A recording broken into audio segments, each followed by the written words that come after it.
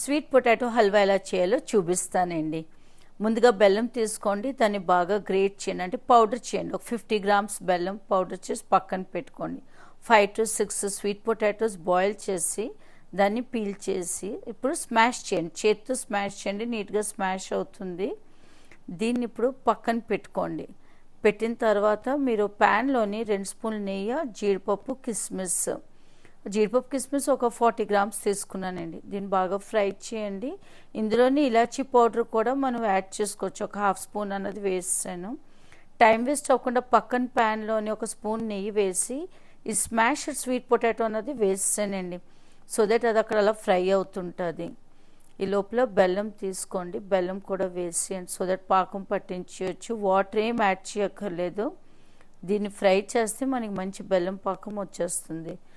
అది లో ఫ్లేమ్లో పెట్టేసి ఇప్పుడు ఇది హై ఫ్లేమ్లోని ఫ్రై చేసుకుందాం. స్వీట్ పొటాటోస్ ఎంత బాగా ఫ్రై చేస్తే టేస్ట్ అనేది అంతా ఎన్హాన్స్ అవుతుంది.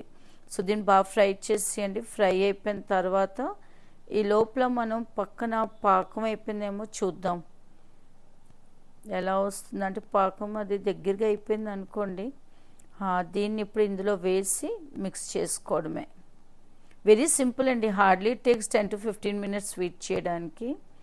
ఇప్పుడు దీన్ని బాగా మిక్స్ చేయండి, అంటే దగ్గరగా చేయాలండి, హల్వాలాగా రావాలి. ఇప్పుడు అయిపోయింది. లెట్స్ టేస్ట్ ఇట్ ఎలా ఉందో. వేడిగా ఉంది, కొంచెం తిని చూద్దాం. ఇట్స్ గుడ్ అండి, వెరీ టేస్టీ. సో ఇప్పుడు మనం దీన్ని ఒక ప్లేట్లోకి వేసుకుందాం. చూసారా ఎంత దగ్గరగా వచ్చిందో. ఇప్పుడు హల్వాలా కనిపిస్తుంది కదా. వెరీ టేస్టీ అండి, healthy also, but eat in moderation. ఎక్కువగా తీసేసుకోవద్దు. మన హల్వా రెడీ.